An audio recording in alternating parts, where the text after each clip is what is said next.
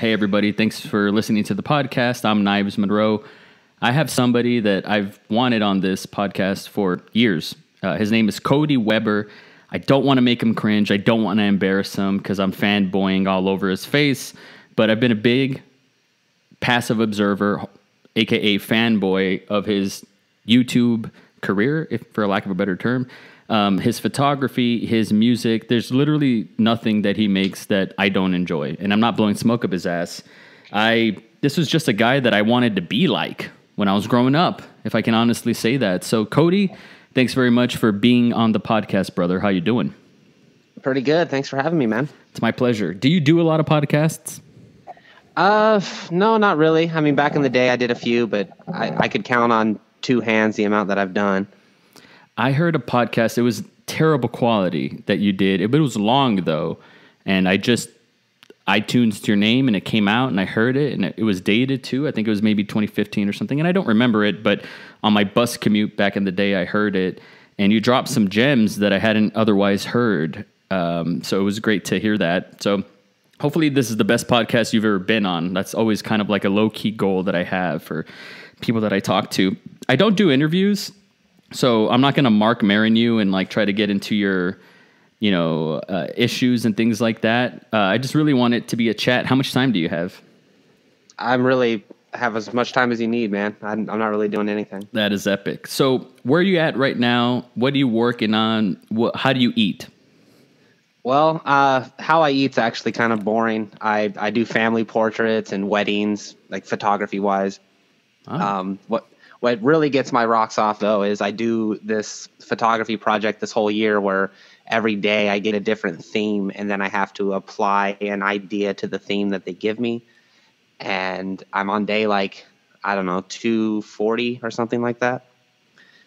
And that's been kind of my main focus. Everything else has kind of fallen to the wayside outside of that. Wow.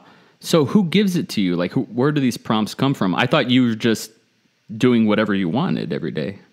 No, I some days I wish it was that way, but this sounds like actual work. What was that? This sounds like actual work.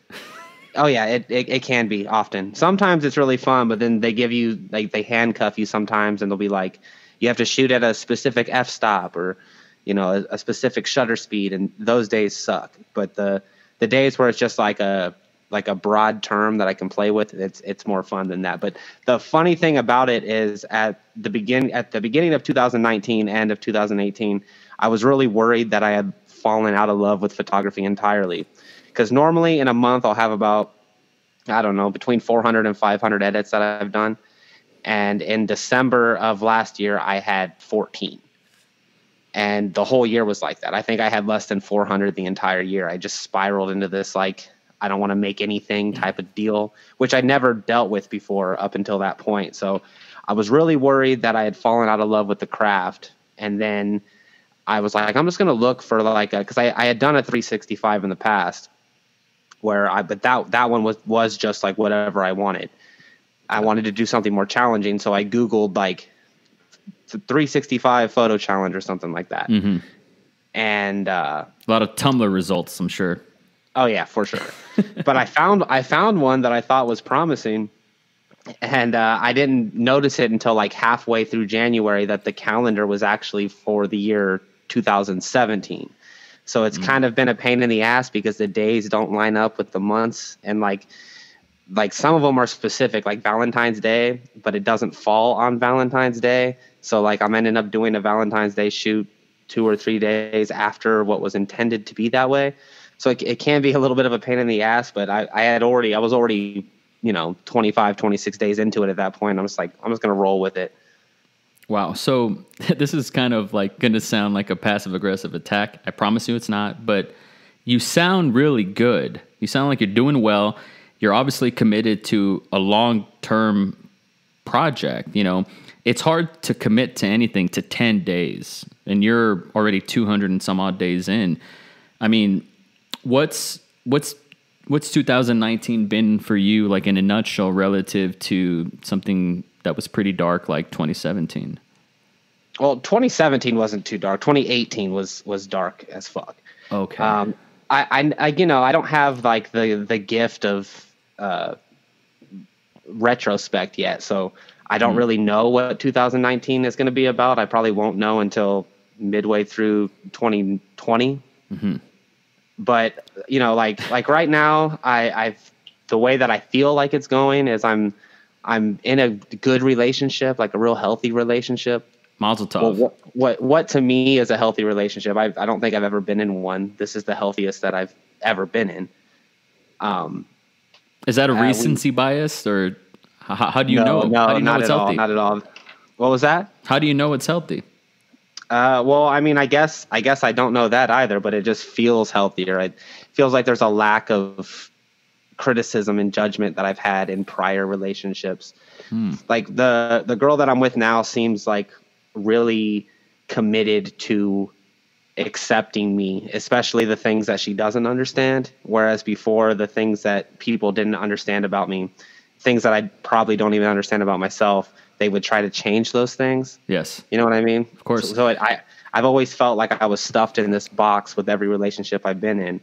But she, like, when we first got together, she was like, if I'm ever doing something where you think I'm trying to change you, tell me so I can stop doing that. And it's worked. Like every time I feel like she's like up my ass about something, I can just be like girl, like it might just be the way that I am. You know, it might be one of those things. And, you know, like sometimes there's like heated conversations about it, but even when they get heated, she tries to take something out of it rather than sticking to her guns with what she already believed to begin with, you know? Wow. What are some things that about yourself, as far as your self-awareness goes, would you say were things that she accepted or she understood, and that she's not judging, that in prior relationships you would get grilled for? Well, what do you mean specifically? Well, it sounds like you have been in some relationships where there were some red flags and you're like, I don't like how they're making me feel. Maybe they're judging me. I don't exactly know what is different about this relationship as far as kind of like the baggage that you're bringing to it. What is she accepting about you? Like what peccadillo or flaw could you possibly have that somebody otherwise else would not accept?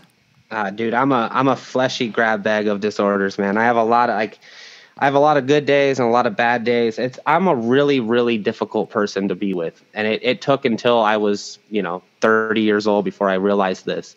But I think the hardest thing to deal with me is that I am constantly pessimistic, and that's the thing I kind of like about her, that we kind of even each other out on, because she has her head way up in the clouds. And oftentimes it aggravates the hell out of me. But even when it's aggravating, I feel like we meet in the middle somewhere, because I feel like I'm so grounded that it's almost like I'm beneath ground a lot of the time. And I think it's difficult to be with me specifically because of that, because if I get on like a train of thought that is a negative headspace, I just kind of steamroll it and I can't get myself out of it. And we've been together now long enough where at first she would try to cheer me up and stuff, which is a really admirable, nice thing to do, but it doesn't work for me. It just makes me resent whoever is trying to do it. Like she's realized that she just has to let me have my process, and she doesn't try to get in the way of it. You know what I mean? And sometimes I'll write some like really angry, negative stuff, and she still wants to read it or hear it, and at the end of it, she's never like, even though I can tell sometimes she fucking hates what I wrote, sometimes she's like, like I can tell she wants to say that, but she doesn't. She's just like, well, I really like the way you said this, or the words you used for this. And that is a level of understanding that I have not yet experienced up until this point. I see. So people are trying to change you essentially, or make you more something you're not. Yeah, more palatable for sure. Like there's always some overarching criticism that every woman that I've been with in my life has had about me. And they've never been the same thing. Like the one thing that someone loves about me, the next one it's like, that's the thing I hate about you the most. There's no like secret sauce or whatever. Yeah. And what are some of those things? Like I said, my negativity for one. Sometimes I'm incredibly short-sighted. I'm impulsive. I'm hard to reason with. I'm stubborn. I have a lot of I have a lot of self-awareness, but it's almost like it plays against me sometimes because my self-awareness is telling me the negative things that I already know about myself. You know what I'm saying? Yeah. So, you know, like when you put all that together, I totally understand that I am an incredibly hard person to be with. Is she an artist? This new lady friend? Yeah. It's kind of like, it's hard to say because she would never say that she was an artist, but she's definitely artsy. She has like an appreciation for the arts, which is another thing I really value about her, because historically speaking, I've always been with women that are artists, and it's the fucking worst. Like I would never want to do it again because either they're comparing themselves to you, which sucks because then it's a competition between you and the person you're with. So there's already this like seesaw of emotion, or they're trying to promote you to make themselves promoted as well. And then you feel almost like a prostitute in a way. Ah, that's shitty. I've never even thought of that. I didn't even think that somebody would be that wormy. I never even thought about that. Yeah, I'm very fortunate that I'm with an artist, and I've been in the same relationship for 6 years, and she does her shit, I do my shit. I'm oddly more successful than her, but she's a better artist than me. She's got a better sense of proportions, and just she looks at all my stuff and she critiques it and she makes it better. I look at her stuff and I'm like, it's done, it's perfect, you know? Right. But obviously, I think capitalism is in tandem with a meritocracy to an extent. But maybe I think if I got anything on her, it's just more camera friendly charisma. I could bare my man tits to the public. I think that goes far in this circus, you know. But she's a better artist. But I've never felt a competitive vibe with her ever, and I would have never nutted in her and made a baby if we did. Well, that is a super beautiful thing, man. I have not experienced that in my own existence. Every artist that I date, it's always one or the other. And like I used to date this girl that she like is 10,000 times the writer that I am. Like even to this day, the stuff that I read from her blows my mind. Like she just has that like next level skill that you either have or you don't. Yeah. And like that was as close as I got to it, because like we weren't really ever competing for one another, but that was almost worse in a way because our relationship became the art that we made. You know what I mean? So like every little thing that we did sounds romantic in a way. From the outside, probably, but living in it almost seemed like you were doing things just to have a poem or to have a narrative. You know, like you weren't ever doing something just to do it or to have the experience. It's always like, well, I wonder. I remember specifically hanging out with her sometimes and wondering what she was going to say about that specific instance, which completely takes you out of the moment itself. Yeah. But short of that, you know, and we were both really young at the time, so neither one of us were even trying to make art a career. It was just something that we did, and I think that played into the fact that it didn't, you know, come up the way that it has in the time since. Man, I got a lot of questions to ask you. I didn't write any down or anything, but since you kind of brought it up, I'm curious. I don't know if you find this interesting or compelling, but I have to ask about your process. I don't know if you've defined it. I don't know if you can articulate how you do something. I'm sure it's intuitive. You strike me as a very primal, instinctive sort of, you said it yourself, spontaneous, impulsive sort of artist. You know, like if you get hit, the riff just comes out. Maybe you remember it, maybe you don't, but you're a freak of nature insofar as you can play drums, you can play guitar, vocals, you can rap apparently. Like that's when I saw that you were doing that, I got to admit, I was like, this motherfucker. Like another thing. Like you really are. You really are Bo Burnham. I appreciate it, but I think you're giving me a little too much credit. I think it's one of those like I'm a jack of all trades but a master of none type of situation, you know? I disagree. I think I'm pretty good at a bunch of things, but I don't think I'm like transcendent at any of them. But again, it's subjective, you know what I mean? Like it is. So it's hard to say. I think if you were transcendent in one of those fields, it would, it would probably be photography. It'd probably be, because I've been doing photography for 10 years and I suck shit. It's like, get a clue, Knives, but that doesn't stop me from trying to make ends meet. But you're someone that I'm like, how does he do that? I want to do that. What camera does he have? Like, I'm like, I'm not that guy, but it's like, you're such a visual poet. As far as being a jack of all trades, you certainly are. But a master of none, I think you would reject whatever medium you were a black belt in. I think you'd reject it and be like, I don't know if you would embrace that. I mean, and I do take like a certain amount of pride in the fact that all the things that I do, people that are professionals in them generally don't like the stuff I make. Like professional photographers generally don't like what I do. Professional writers generally don't like what I do. I kind of reject that like hoity-toity, like pretension that comes with becoming a professional in something. I don't want to be a professional. I feel like the kind of art I want to make is like, I want to do really lowbrow stuff. You know what I mean? I want something that factory workers and, you know, people that are bartenders or bar flies even can really sink their teeth into. When I meet someone that doesn't have like the life experience that I've had, you know, like growing up super dirt poor and stuff, when they like my stuff, it's always super perplexing to me because I don't understand how. I'm like what is it that you like? Like it makes very little sense to me. So gosh, you just opened up a can of worms there. But I'm going to try to put a pin in that. About your process. Right.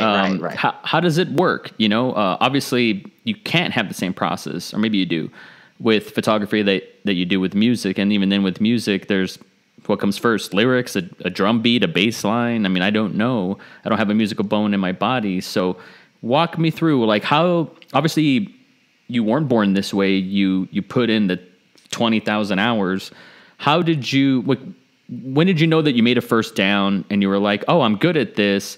Oh, I found my voice. Oh, I do have a style. I do have an aesthetic. Oh, this is what I like to do. This is my taste. This is the bubble that I work in. This is the genre, what have you. Like, how did you find that? And do you just walk into something and kind of just put it out? Or do you still wrestle with concepts and ideas?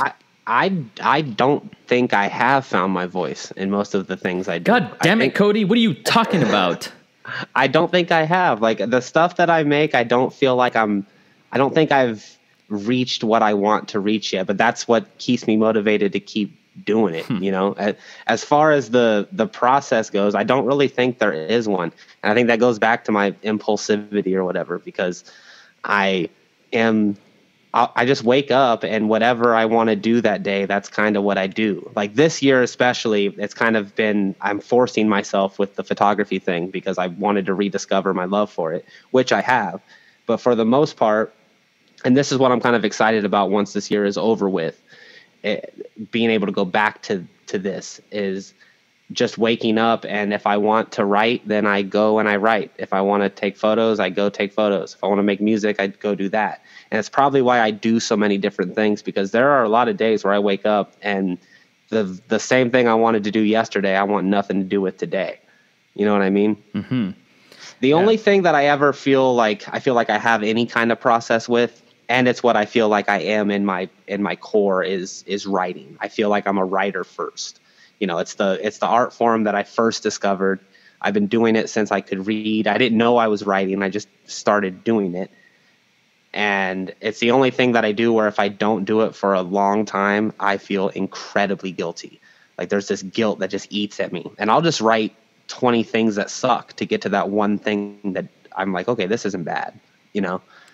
Have you found your voice with writing? No, not at all. Sometimes I feel like I am a poor man's version of the people that I enjoy. You know, like when I write poetry, I feel like I'm a poor man's Bukowski. When I write like thinly veiled criticisms, I feel like I'm a poor man's Chuck Klosterman. Like, or if I'm like, you know, if I'm wanting to write about like my drug and alcohol experiences, I feel like I'm a poor man's Hunter S. Thompson. You know what I mean? Like there's nothing new that you can do. And I feel like even those people are derivative of the people that they enjoyed, you know? So it doesn't bother me. And I feel like maybe you don't know if you found your voice or whatever. You just kind of do what you do, and then other people define your voice for you. It's possible. I remember I made a movie in 2012, and a criticism that I got was, all the characters sounded like you. They didn't really have their own voice, their own perspective. They all sounded like Knives. And I took that to heart. I take most criticisms critically, but that one hit hard enough for me to be like, I think there's some truth to that. I don't want them to sound like me. You know, I want them to sound like them. And I felt like I had to course correct that. And now I put a lot of time into writing for that character. I need to know who that is, and I stick with that, and that's who they are, and I let them do the writing or talking or what have you. And that was a moment where I was like, I got to the end zone. I keep using these football metaphors. I don't even fucking know anything about football, but I got closer. It's okay with me because I love football. So okay, great. So I was in field goal range. I felt like I made some headway there. And then I made a second movie, and then I found my voice, and I was like, oh, this is my style. This is how I do things. This is how I do it. When my first film, I was trying to be like X, Y, and Z, like you said, like derivative. So that was an example possibly of someone telling me like, hey, this is what you're doing. And I was like, I don't want to do that. And then I found it, and now I can just tap into that. You don't feel that way about any of the mediums? No. And in fact, sometimes I feel like I'm getting into that where I'm kind of doing something that feels like it's exclusively me. I will try to do something completely different just to get out of that. Cause I feel like when you look at something I've made or you've read something I've made, you can tell it's me, but I don't know how that is because I'm constantly trying to change everything I'm doing. It might be a defense mechanism or trying to grow or something. I don't know what it is, but I don't ever want to get comfortable with anything I make. But at the same time, I also don't want to try because when you try, you can tell. You know what I mean? Like the best stuff I've ever made happened when I wasn't trying. It just happened. Yeah. Who has that quote? Don't try. I think that's Bukowski. Yeah. Yeah. I think his tombstone says that, I want to say. Yeah. Yeah, it does. It's fucking gnarly. One thing I saw in you some 10 years ago. I can't believe it's been that long. Probably longer. Yeah, we're getting old, man. Yeah, no, you're getting old. I'm Benjamin Button, man. My kids keep me young, like they really do. Once my youngest is 18 and she moves out, like I think I'll really lose my fingers on the pulse, and I'll fight for some sort of relevancy or something. But right now, I kind of feel like I got a grasp on shit. I don't know how long that'll last. It won't last forever, but really, I feel like I'm excited to reach old age because I won't have to give a shit anymore. You know what I mean? I can just be like, I'm old. I don't fucking understand. Fuck it. And the cool thing is the older you get, the more shit you can get away with. Like if you saw like an 85-year-old senile man just like jerking off naked at a bus stop, he wouldn't even get arrested. They just take him home. That's a fact. Not saying I want to be that guy, but just to have that freedom. I feel like the elderly have a freedom that the young just can't even comprehend. That's power. That's real power right there. But one thing I saw in you when you still had a twinkle in your eye, when you were so young, you were on your Bieber shit back in the day. Just kidding. And one thing I saw in you that I saw in me, it was like looking in the mirror was, and this makes us sound really old, but I saw punk rock quality in you. where you cared, but you actually really fucking didn't. And you actually didn't, and you were going to hurt yourself to show people that you didn't fucking care. And you didn't care that you hurt yourself, which was like authentic to me. And I saw it in your work. That's kind of like the whole ethos of like good indie art, I think. I forget who told me this. It's not my quote, and I don't want it attributed to me because it's not mine. But someone told me that, you know, Gen Xers were about not giving a shit. You know what I mean? Our generation, we don't give a shit, but we passionately don't give a shit. You know what I mean? It becomes an inverse of itself because you care so much that it makes you not give a shit. And then you don't give a shit so much that you begin to care because you don't give a shit. It's almost paradoxical in a way. I think so. And I see it in your work. And what you just laid out right there to me is put that shit in your fucking memoir. Like that to me is what it is. You know, if I could distill 3 things that made me the artist that I am in no order, the visual artist was Jackass on MTV, professional wrestling, and I had the third one, but I can't recall. Those 2 things was so like redheaded stepchildren art forms, like they're bastards art forms. They weren't taken seriously, but they were really transgressive to me and to my mind when I was a kid. Like pro wrestling, I didn't care that it was fixed. I just thought it was insane that this was okay. I just thought it was insane. I still love pro wrestling, at least 90s pro wrestling. I don't really get too much into the modern stuff, but I definitely understand what you're talking about. It was escapism in like a really base way, and it like fed on your like primal instincts or something. It was also this choreographed, you know, method acting, performance art, stunt choreography that was in a 360-degree stadium, you know, very kind of Roman, Greek. And I don't know, just the fact that you could go on a highway and backyard wrestle, or like kind of like and if it's consensual, it's a performance. Like that was really, that just like was like my spectrum that I love. To me, it's more, it was more like a circus. Like it's like old school carny stuff. Exactly. And I feel like that philosophy is still very prevalent in the medium itself. It is now. I think most of like current wrestling, and I'm caught up a little, I think now they just completely don't even try to fake it anymore. They don't want to pretend like it's real. I think everybody just knows what it is, and I think they've embraced that. And it's a lot like acting. I don't want to know Emma Stone. I just want to see the characters that she plays. I don't care about her, the person. But now wrestlers want us to care about Jake the Snake, the person. You know what I mean? Right. Which I respect that. It's like getting a peek behind the curtain or whatever. But you lose a little bit of the fantasy. Like even to this day, I listen to Stone Cold Steve Austin's podcast sometimes, and I love that like at a flip of a switch, he can turn on that character. Yeah. And even now at 30 years old, I still believe it.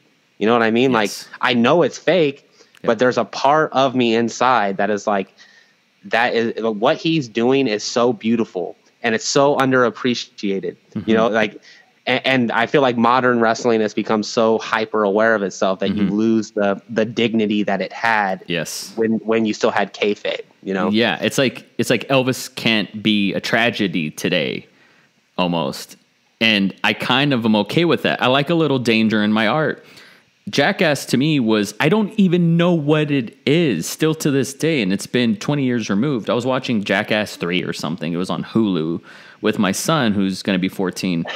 And he was just like, what is this? Is this a movie? Is this a documentary? Is this real? And I couldn't answer. I was like, I don't know. It's like, I mean, the answer is yes to all of it. Yes, like, it is. I have a whole theory about Jackass because I'm a huge fan of Jackass too. I think Jackass was the modern day equivalent of the Three Stooges. And the thing that made, and this is something that like modern prankers and people like that don't understand, is that if you watch old school Three Stooges and even, Jackass stuff, it was never ever mean spirited. It was all inflicted upon themselves. That's right. And there was like a joyous thing about it, because it was just people goofing off with each other. They never made other people the butt of the jokes. They were the butt, which made it okay to laugh at. Yes. Because, you know what I mean? Yes. Like a lot of things you see today, like it's inspired by Jackass, but they miss that crucial thing where they're making the audience the victim of the prank.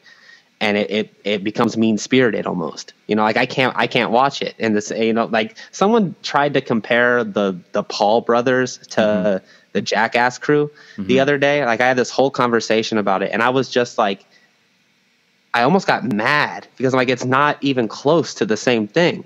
Yeah. It's just like sure, like maybe the visual aspect of it might be similar, but the philosophy behind it is 100% different. And it's the philosophy that made Jackass what it was, at least in my opinion. No, I totally agree, for sure. And like, if you look at Steve-O today, he is still, you know, pulling out his teeth, or like, you know, I don't know, burning his body and stuff like that. But he's like an old artist. He's like a gosh, I'm trying to compare him to somebody, but he's kind of like a Daniel Day of what he does, of his milieu. Like he looks at it very introspectively. He can say, "Oh, here's where I got the concussion," and I mean I don't know if we'll see Jake and Logan looking at their careers 20 years from now in that way. I don't think we will. No, and it's also like, it's funny you mentioned Steve-O, because Steve-O's the one person in that whole, Steve-O and Bam Margera, both of them have the same quality where they had just this compulsion to document. Like if you watch Steve-O's newest videos, he has one, I don't remember what he's talking about in it, but there's like a shot of all the stuff he's filmed, and he literally has hundreds of these mini DV tapes. And that's it. Like he just has had this compulsion to document and make stuff, you know, and that's where he found value. And he's one of the few, like the rare exceptions, because he grew up very affluent, and you know, his dad was like the head of Pepsi or some shit like that. Yeah, in England or something, right? Yeah. He's had like an insane life, but he's still like he's one of the few that, like, you know, he lives a life to create and to put something into the universe that wasn't there before, and that's where he finds his intrinsic value. And I know Bam Margera is like a total walking piece of shit a lot of the time, and everyone I know that's met him has had nothing but bad things to say. But the dude has an appreciation for art, and he wants to put stuff out into the world. I don't like everything he's done. I don't like a lot of the stuff that he personally makes himself, but I love that he has that energy about him, that he has to do it, because I understand it. 100%. Did you ever see the movie feature film that he made called Haggard? I did see Haggard. That was like very, I mean, I was in high school when I saw it, but the fact that I could look at something like that and know that maybe there was a script, maybe there wasn't, maybe they're acting, maybe they're not, like that gave me permission to be like, oh, that counts. Oh, I can make a movie. You know, honestly, that was one of the ones that made me feel like I could do it too, because you could tell they weren't professionals. And I also love that, you know, sometimes the shots weren't great. Sometimes they looked bad. Right. You know, the characters in the film didn't have perfect teeth. That's something that drives me fucking crazy in TV and movies, and even now YouTube today. Is the second anyone gets like a little bit of fame at all, their entire grill changes. You know what I mean? Oh yeah. Like I feel like if you have historically perfect teeth, if you've had perfect teeth your entire life, it puts you on a different socioeconomic level that makes it harder to understand people that didn't have the luxury of going to the dentist and stuff like that. You know what I mean? I don't know why I view it like that, but it's almost like, and I hate that about myself. It's almost like a me versus them mentality. And it's probably, a lot of it might be rooted in jealousy too. But the weird thing about that is there's been times I've met people, and you know, they grew up super affluent, and they're jealous of that I had the opportunity to struggle. You know what I mean? Because there's a fear that they have that I just don't. You know what I mean? Exactly. Like they don't even know what rock bottom is. I I don't know how much you know about me, but before we get there, one brain that was responsible for Jackass was Spike Jonze, who's a tremendous visual artist, music videos, feature films. I'm sure you've seen his movies and you felt a way about them. I went back and I found a Fat Boy Slim video on YouTube. It looks like shit. For Praise You, the song, where Spike Jonze is doing like an interpretive dance movement, and it's very Jackassian in terms of, you know, it's not scripted, it's not choreographed. It looks like a, you know, very poor Danish film. And it was the most refreshing piece of art music video that I had seen in a long time. And I remember it from 20 some odd years ago, but man, I don't care if it makes you famous today. Actually, it probably won't. I don't care if it's not going to make you money today, but if I can just get to that place where I feel quote unquote confident to make whatever the fuck I want, the art that I want, when I want to make it, how I want to make it, deliver it, just put it out there and walk away and just feel good about it. Like that, to me, you can't quantify that. I'm chasing that fucking high. Like I'm just chasing that. Like you can't put a price on that. That's my philosophy. See, that's very interesting to me because I don't think I share that with you. Because I think that for me it's the only thing that I'm even decent at. Like I'm not good at anything else. When it comes to like real life stuff, I'm garbage at everything. Like I'm bad at everything that most people are just naturally gifted at. We'll get into that later.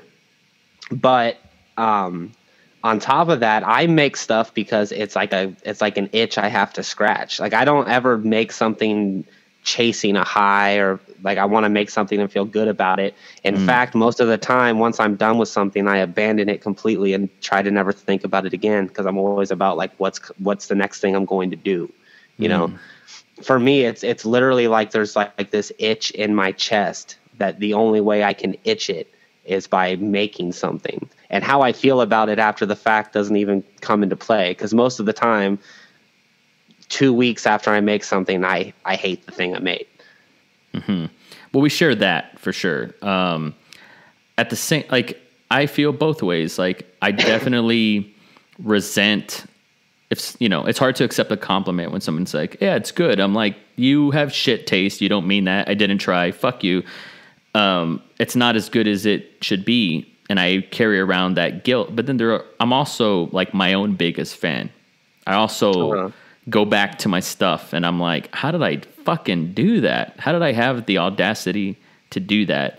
So I kind of just wanted to end that chapter on the whole Jackass thing, and I'm glad we were able to relate to that. But Spike Jonze, yeah, that music video, like I like to bleed in my work. Like I did this vlog or something video in 2009, and I don't know how I got away with it, but I probably shouldn't say this. It sounds so bad, but I'm just going to tell the truth.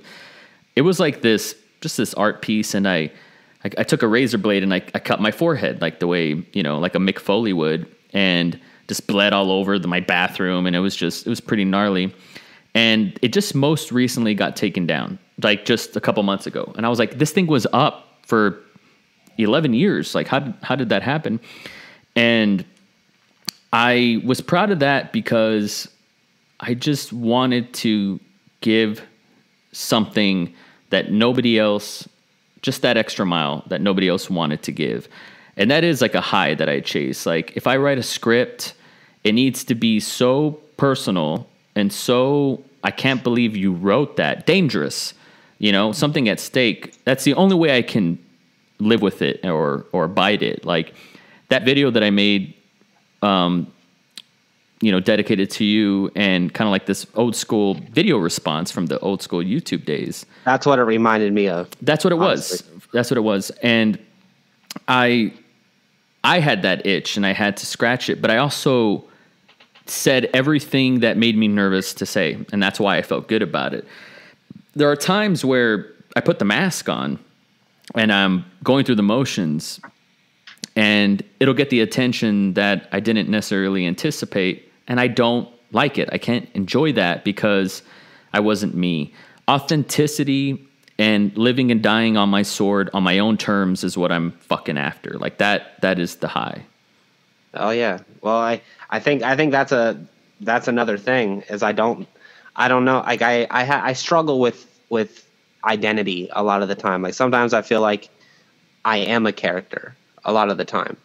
Like I like the idea of being authentic doesn't even occur to me because I like there are times where I've just had really contradictory views about the same exact thing, you know, and I've expressed it, you know, and I suppose that makes me a hypocrite, but I just have a really hard time with the idea of Cody Weber as like an identity. It's to me, it's more like a mask that I put on and people get out of it what they will. So who is Cody without the mask?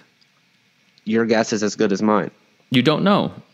No, I have no clue. I mean, honestly, like if I'm being 100% honest with you, I used to think I had a relatively decent grasp on that.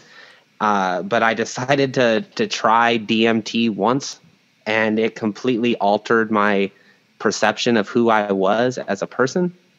And I've never really came back from that. And that was probably 7 or 8 years ago. And I don't want to sound melodramatic or anything because it was also like an incredibly cathartic, beautiful experience for me to like shed my own skin kind of.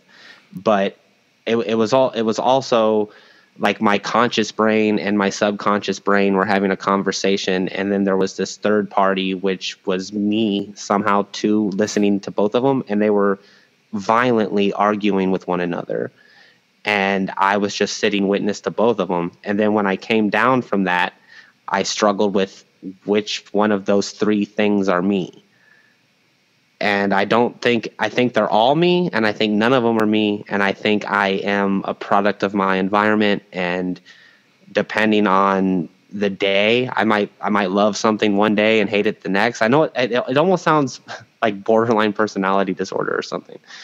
Dude, this is why I love you. So I'm afraid to go through those, and genuinely afraid. Not much scares me, but I don't want to go do the work and get my mental checked because I don't want to label. And I know there's something. I tell people I'm a functioning manic depressive because I only have highs and lows. I don't got no medium. Like I don't. Yeah, I was the exact same way. Very high earlier today, and I got a text, and then I was super fucking low today, like low, low, low. And that's not good, like for any avatar. It's just not good. Having said that, I've never took DMT. I actually have drug-free tattooed on my knuckles, but you know, you grow up and then you realize, well, caffeine is a drug. So, and God knows I can't live without that. So joke's on me. Right. And honestly, I wished I was that way. Like I have to stay away from most things because I feel like it's in my cards, like my genetic cards to really, really, really enjoy drugs. And every drug I've ever done besides a couple, I've fucking had great experiences on. You know what I mean? Yeah. I'm 45% Native American. I took an ancestry DNA test and it's less than I thought, but I'm sure it's in my code, you know, peyote and cannabis and God, everything else. My father was a drug dealer. My grandpa was a drug dealer. My uncles were drug dealers. Like I'm scared. Like I've never had a good trip. I've smoked weed. I'm not good with it. There are like, I envy the Joe Rogans and the Seth Rogans. And I guess every Rogan out there who's really, really good with that. Like I can't do that. I can't even drink. Like I have no sense of portion control. Like and I feel like it's nuclear. It's in my brain. So I relate to you there, but I did drop acid in 2013 and I had a similar experience. I'm sure it wasn't as intense as DMT, but I heard for the first fucking time, the real me voice in my head. And I knew it was the real me, because I missed it. It was familiar, and I hadn't heard that voice in a long time. And it was talking to the ego, and I knew it was the ego because all it wanted was to be satiated and focused on, and it wanted the spotlight on itself. And the real me told the ego that it's responsible for all my suffering, which was another way of saying I'm responsible for all my suffering. And I had to forgive myself, because the ego is its own thing. It's primal, it's reptilian, it's old school. It just wants to come, to eat, repeat. Like, that's all it wants, is to be numb and satiated. Right. But the real me is the ambitious me, is the virtuous me, the me that likes hugs, the me that doesn't let go of the hug first, like the inner child me. And I gotta tell you, aren't they both you though? They are all me for sure, but there is a yin and a yang, and you have the darkness inside the light and the light inside the darkness, and I have to feed one more, and I have to starve the other one, and it has to be 51-49, or I'm no fucking good. You know what I mean? Yeah, that makes sense. That's a good way to look at it, honestly.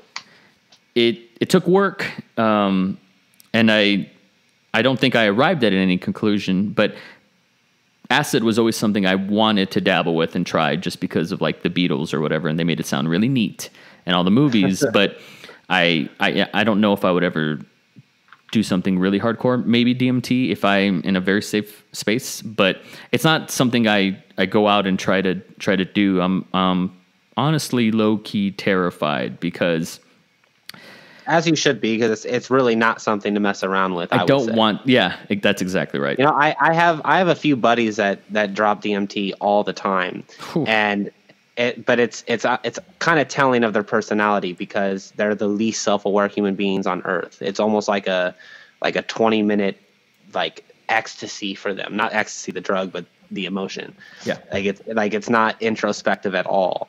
And that is so odd to me, because every psychedelic drug I've ever done has been a super personal experience for me. It's not something I could just do lightly. Even mushrooms they were very introspective for me.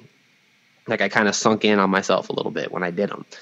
But I think my issue is I think I am a more compassionate and more loving human being if I'm on something, whether it be pot or booze, or, you know, even I feel like I'm energetic and lively when I've done cocaine. I feel like I'm lovable and empathetic when I drink. I feel like I am more compassionate when I smoke weed. I feel like me at my sober state is almost like a numbness. You know what I mean? Like, there's not I feel like I'm boring. I don't want to do anything. I just want to be like in a dark room by myself. I don't want to have relationships with anybody. But the second I put something in my system, you know, and that's what I fight is, and it also doesn't help that I feel like almost everybody that I know personally would agree with me that I'm at the very least, I'm more fun when I'm on something. You know what I mean? Mm-hmm. I do. I do. I just, you know, you don't want to be the 40-year-old that needs that to be fun. I mean, but I'm already the 30-year-old that does. I think when you're in your 30s, you can kind of get away with it. You know, in the 20s, it's like you push your body to see how can I break it, right? And then you break it, and you're like, okay, there's my limit. And in the 30s, like, it's more recreational, I think, historically, anyways. But you know, I don't know. Like, I think I'm gonna be that guy that once my kids grow up and I can just go to Europe, I'm gonna fuck off and not be heard from again, maybe for like 20 years. I'll make my way back to New Hampshire, and I will start writing, and it'll be a bunch of like drug diary stuff. Like, that's the romantic in me. I'd like that to be the case. I had heard. I remember the third influence. I just because it came to me. So it was Jackass, professional wrestling, and how could I forget Trey Parker and Matt Stone, the co-creators of South Park. Those guys shaped my political views, my religious views, my comedic perspective, everything. Definitely my sense of humor, and Mike Judge too. I have to give credit to him as well. Interesting, very interesting. I don't disagree with that. the reason why I bring up Trey Parker and Matt Stone is I think I heard on an interview, maybe they were on Conan or something back in the day, like I saw it live. And Trey had said that he had told his dad, I'm giving myself until 30 to make it. And if I don't make it until 30, then I'll, go live the straight life or whatever. And he made it. And he had said that, he went to college. He was a good guy. He was a good kid. He never did drugs, never drank, never smoked a cigarette in his 20s. And then in his 30s is when he started to party. And he was like, that was his advice, was just stay on the straight and narrow path in your 20s. Your 20s are going to suck. But then in your 30s, go fucking hard and enjoy that shit. And so me, a very impressionable kid, was like, I'm going to take that advice. And I sacrificed a lot in my 20s, and I feel like, knock on wood, I feel like it is paying off for my 30s, man. Like I was scared about that. Like I didn't want, I fucked up a lot in my 20s, a lot. And it was always for the idea that it'd be for the greater good. And so I'd have something to say or some experience or something to give of value for my 30s if I can make it. Do you wrestle with anything like that whatsoever? Yeah, absolutely. I do. I think that you have a gift of thinking about a future that I don't have. I wish I did, but I think that it goes back to just being how impulsive I am. I don't think about what I'm going to do in my 40s. When I was in my 20s, I didn't think to be honest, I didn't think I'd make it to 30. Yeah. Especially in my early 20s when I was doing a lot of drugs. Joke's on you. Really didn't think I'd make it this far. So now that I'm here, I'm just kind of like, I kind of feel like I'm like one of those scents that's just like drifting in the breeze, like wherever it pushes me, that's just where I am.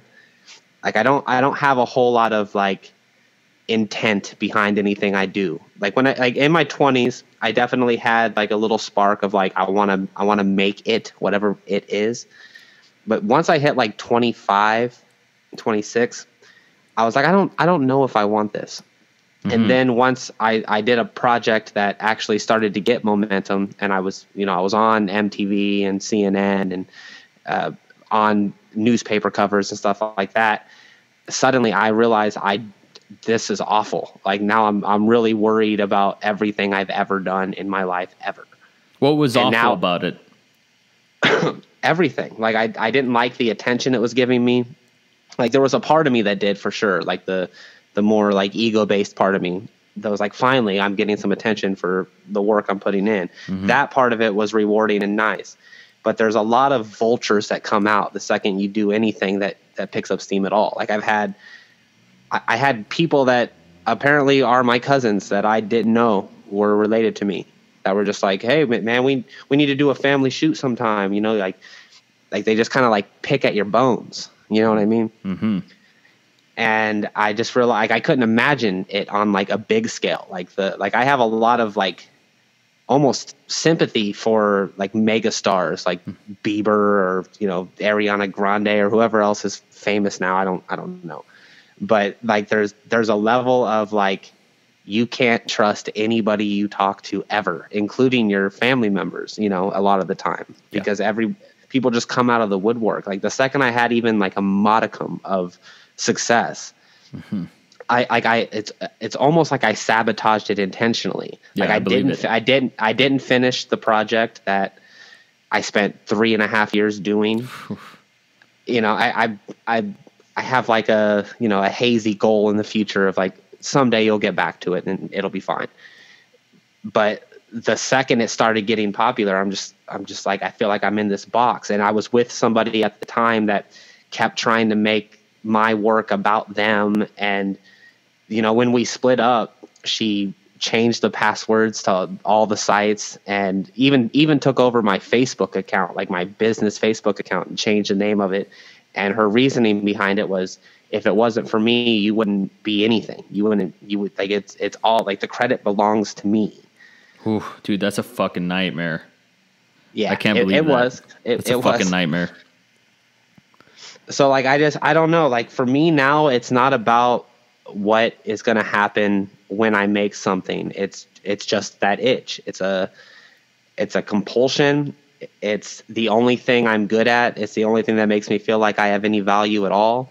It makes me feel good to make people feel pretty, or to make people feel like they're giving, like they're finally being artistic in a way that they didn't feel they were capable of being prior to doing something with me. I really like working with people that have an artistic streak and I can feel it in them, but they've never had a chance to explore it.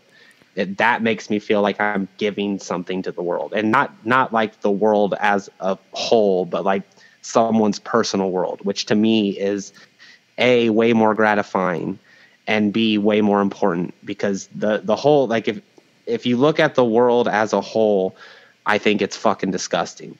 I hate it. I wish I was on Mars by myself. Mm-hmm. But then when I'm I'm a part of people's personal worlds, those worlds are oftentimes beautiful. You know, those are the worlds that I give a shit about. I don't really care about the rest of it. Yeah, happiness is only real when shared, right? They say that, you know. I don't know. Sometimes I feel really happy when I'm by myself too. You know, I do to an extent. You know, there are some sunsets and some places I've traveled where I'm like, this is nice, but there's something in the water. Like I can't enjoy this because certain people aren't here. That maybe if they were there, I probably wouldn't even. The grass is always greener. I'd be like, this person kind of ruined it for me. Who knows? But I was going to say the inverse of that is there have been times where I've sat witness to a beautiful sunset, and the person I was sharing it with wouldn't shut the fuck up and enjoy it. Yeah, you know what I mean. Yes. So like it goes both ways. Like for me, I'm struggling to do it, but I'm trying to do it. Is whatever situation I'm in, just make the most of what it is. If I'm by myself and I see a beautiful sunset, that's exactly the way it should be. If I'm there, even if I'm there with someone that won't stop talking when I really don't want them to talk, that's the way it's supposed to be. It's not supposed to be anything else, you know. Like all roads led to that.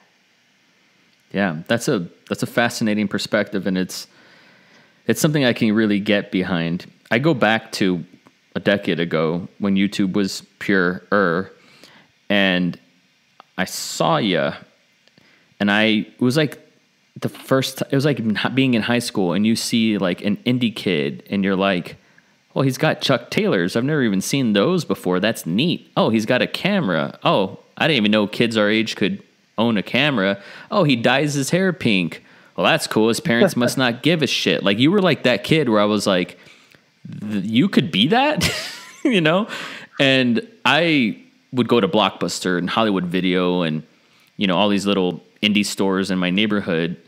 And my favorite film section was the indie film section. And now that genre is like terrible. I fucking hate it now. But back in the day, you'd find a cool gem like this movie called Ghost World with Thora Birch and Scarlett Johansson before she became a star. And another movie with Joseph Gordon-Levitt called Mysterious Skin. And I'd find these little indie darlings, and I'd be like, man, like, these people deserve all the attention. They deserve all the fame. Like, how come no one's ever heard of this? Like, I was like that hipster. And you were like that, the first artist that I ever saw on YouTube where I was like, this is like the first indie kid on YouTube. Look at him. Like, you could be that? This kid's got it all figured out. And that's the way I honestly saw it for years. Which is honestly really interesting to me because I definitely didn't have anything figured out. I still don't. That's so weird. Like, I don't know why I feel this way. And don't get it twisted, but I feel like you should... In a perfect world, you'd have a dream, and you'd be en route to that dream, and you'd get that dream, and then you'd be on to the next, and you'd be happy about that, you know. And you're paving the way through with art money, and it's on your terms. Like I almost need that for you. You're like, you know how, I don't know what your relationship with your parents were like exactly, but like, you know, my father was never there. I'm cool about it now. I've accepted it. It's just what it is. It's like fucking air. It's like oxygen. It's just there. And I did as a kid feel like, man, it'd be nice to have a dad and he should care and he should be like this. He should be like Goofy in the Goofy movie. Like he should give a shit. And idealistically, and I don't know, it just came from media. It just came from television. And I mean, I kind of, that's an unfair expectation to have, but I feel that same unfair expectation, like with you. I'm like, you're like my brother from another mother, like creatively speaking. And I'm like, this guy should be living the indie dream because he's fucking talented. Like, what else is the qualifier here? Like, he's talented. He's more talented. Like, I'm trying to be as good as this guy. Like, he's got it all. And so it's, like, it's so, what a dickhead I am for even feeling this way. Like, who the fuck am I? Like, to tell you fit in this silhouette? Like, no, I don't. I mean, I don't think that at all. Like, I definitely have like a similar, like, why am I not? I see people all the time that I don't feel, and this is again ego talking, but people that I don't feel are as good as me at a certain thing that I do. Yeah, and they're doing crazy, awesome things. Like especially some of the TV crews that came down. Like, it really became apparent to me when they came down to work with me that half of them didn't know an f-stop from their asshole. You know what I mean? Like, they really didn't have whatever it is that I think I have. They just didn't have it. And I'm like, why are you doing the thing that you should be the one on this side of the camera? Because oftentimes they were way more charismatic than me. You know, like, you should be the one in front. Like, let's just switch places real quick. You know what I mean? Yeah. But I feel like there's a lot of factors. Like, you kind of unloaded, so let me kind of take the, like, as segmented as I can. First of all, I had the luxury of having a really good family. Like, me and my family are all really tight. You know, like, my dad is, like, he has his faults and his issues and stuff like that, but he was a damn good father to me. My mom takes interest in everything I do and tries to stay current with what I'm making and stuff like that. I think she would have preferred if I would have taken a different route. You know, she says all the time that she thinks I would have been a really good lawyer because I love arguing with people and shit like that. And I think she, you know, the mom in her wishes I was doing that instead of still doing photo shoots for $100 a pop and shit like that. But, you know, it's not like a I'm disappointed in you type of thing. It's more just like, dude, you could be making bank type of situation. But so that's one thing. Like, I didn't have what a lot of artists get which is the luxury of having a shitty family. I had a family that was super supportive of me, bought my first cameras, let me be a weirdo, never tried to get me to be somebody I wasn't. In fact, if I was ever acting like I was not like what they perceived to be me, they would straight up sit me down and be like, why are you doing what you're doing? Which gave me a sense of, like, I can really say and do whatever I want. I didn't have that, like, prison that a lot of kids had, which I think kind of fostered my creativity in a way. And like, everybody in my family is creative. You know, my dad's a musician, my brother's a musician, my grandpa's a musician. My mom is good at anything she tries to do ever. It's annoying.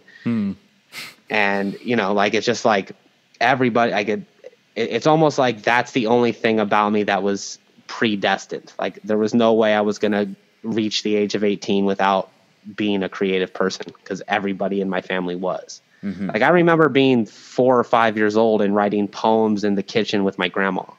You know what I mean? Like, that's the kind of stuff that a lot of kids don't have. They write their stuff in private and they hope that nobody ever sees them. Like, I was 5 years old and my grandma would be like, what'd you write? Let me read it. I want to read it. And then she would tell me, like, grammatically what I had messed up on. Like, my entire sense of syntax and grammar is literally like my grandmother being like, that's the wrong form of to. Like, okay, grandma, I'm sorry. Damn it. That's awesome. So that's one aspect of it. The next thing I wanted to say is, as far as, like, the why am I not living the indie dream or whatever, I think a lot of it has to do with luck. I think luck plays into a lot of things. which I've never even won a scratcher. Like I'm not a lucky individual.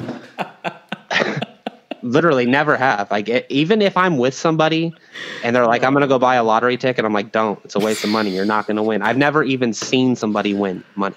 Mm. Well, you got the best hand of all, which was a fucking kick-ass family. Yeah. In a lot of ways, I definitely credit a lot of the things I do to them because they never bothered to try to change me. Yeah. And I'm sure my stubbornness played a part in that too, because I probably wouldn't have changed anyway, and they would have rather remained close to me than ostracize me. Mm-hmm. You know? Yeah. But, well, what about the argument that somebody would say that luck is preparation meeting opportunity? Sometimes that's true. Other times it's not. Like, for instance, like when it comes to my personal life, if I hadn't been in the specific bar that I was in at that specific time, when the girl that I'm dating walked in and needed a beer pong partner, and if I wasn't really fucking good at beer pong, my entire existence would be different right now. Like, luck was 100% the only thing that, and the crazy thing about that is what led me to that bar that night to begin with was a long streak of bad luck, where I was like, fuck it, I'm going to go drink until I black out.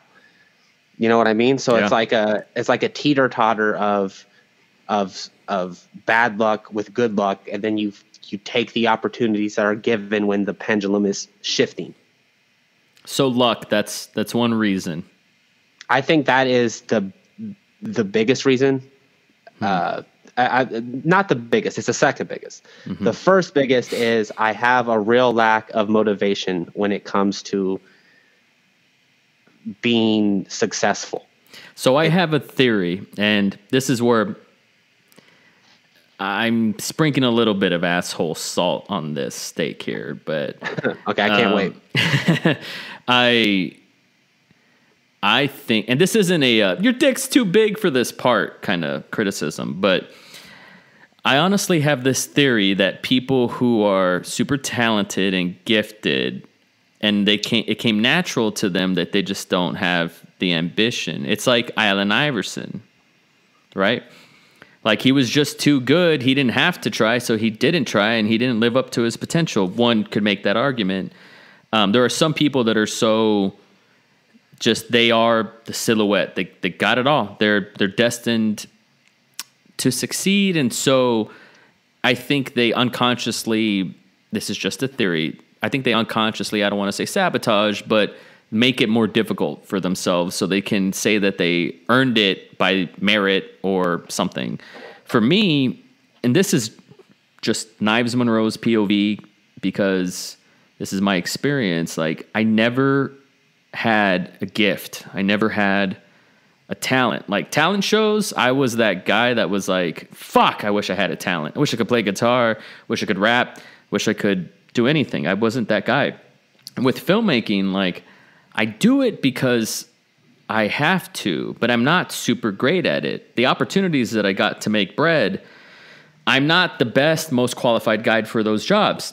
I just show up early and I'm the last to leave and things like that. Like, it's just work. I have that ambition to desperately live and die by my own terms, but I don't have the talent. Like, I'm a result of mediocrity. Just, you might have the sharper axe, but I got more swings in me, type of thing. And I'm not saying you and me personally. This is just a macro kind of theory, because I have friends that are just wicked, fucking wicked writers, don't do anything with it.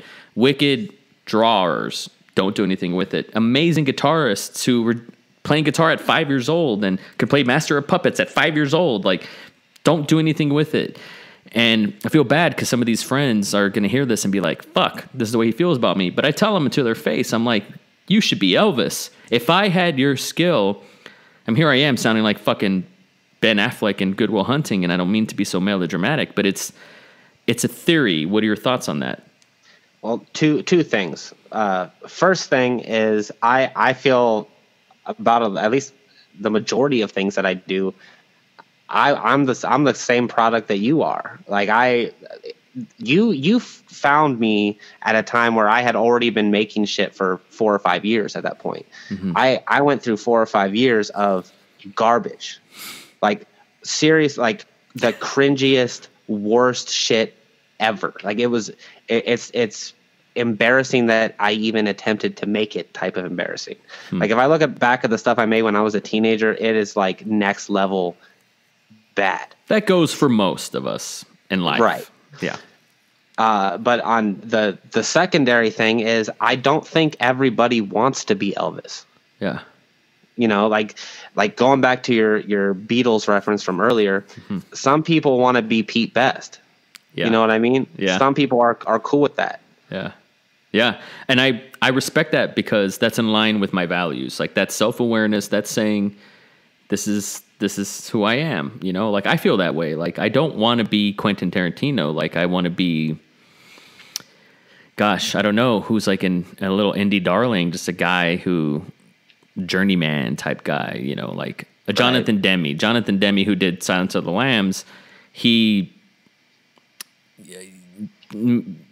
got accolades and stuff. He's made masterpieces, and inside the community, like he's respected, but he was never the rock star filmmaker, you know? Right. Well, see, and that's the thing about the whole, like, I'm not confident in who I am because I want to be both at the same time, and it's just not possible.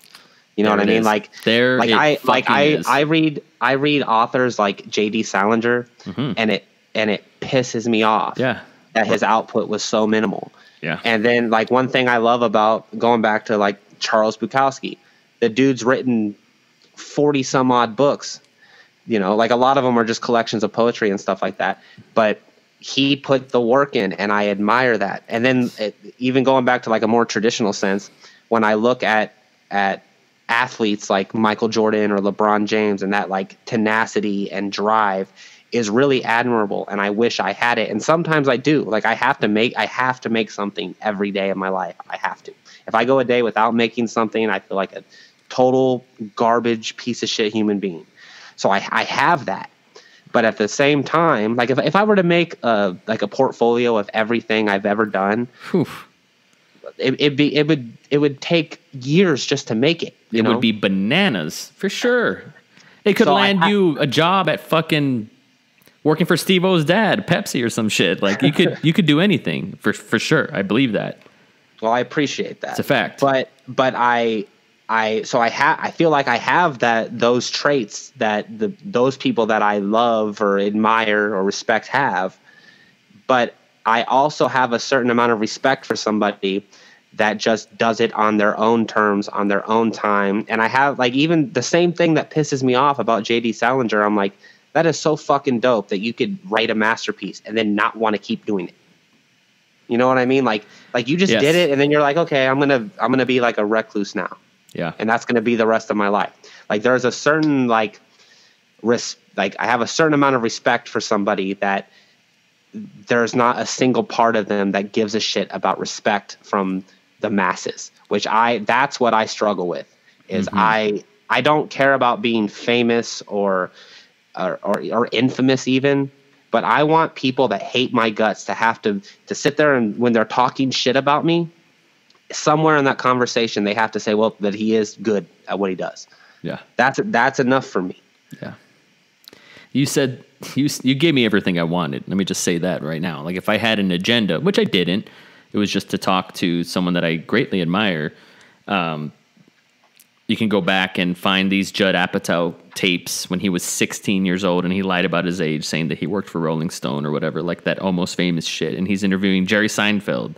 And to me, this is that, even though I'm older than you. But that was my agenda, was to talk to you. But you said the thing that I've not heard an artist put into words, which is you want to be the rock star, but also the guy that doesn't give a fuck. Who's somebody in culture that pulled that off?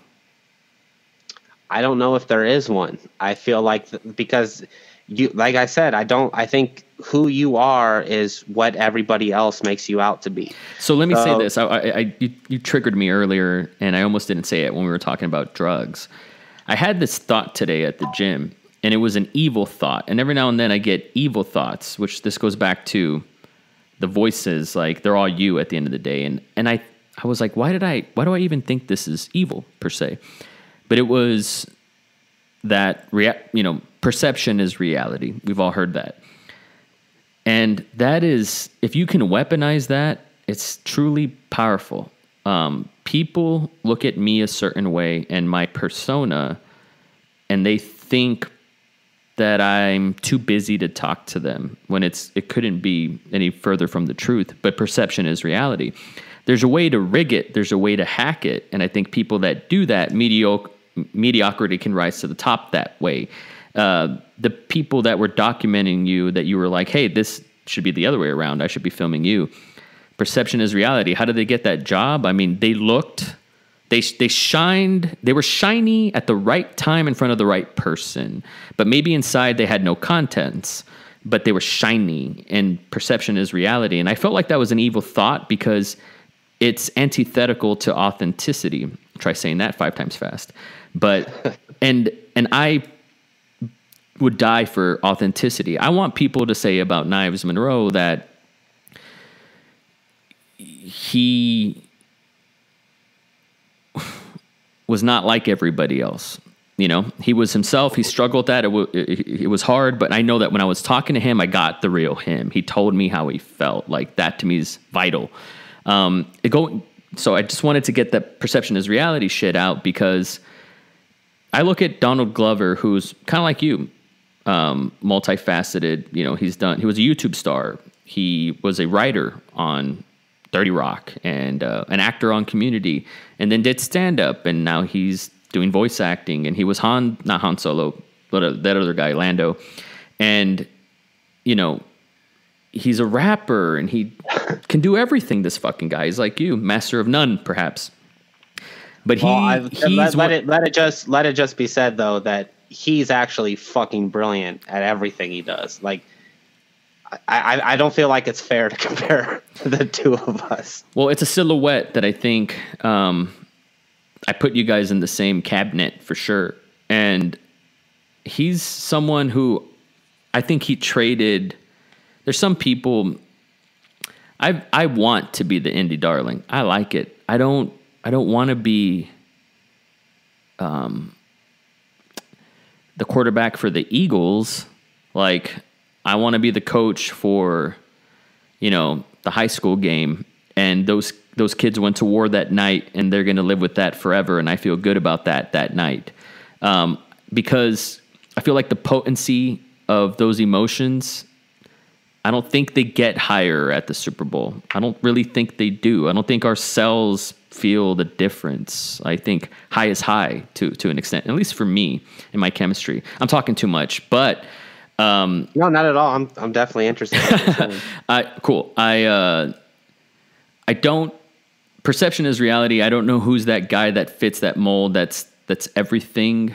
I learned right away that I just want to have cool people that I look up to in my phone. I just want their contacts, and I want to be able to call them and say, what do you think about this? And brainstorm. Like, I love brainstorming. It sounds so corny and lame. It sounds like so Bill Nye the Science Guy. Like, we're going to brainstorm today, guys. It's going to be so much fun.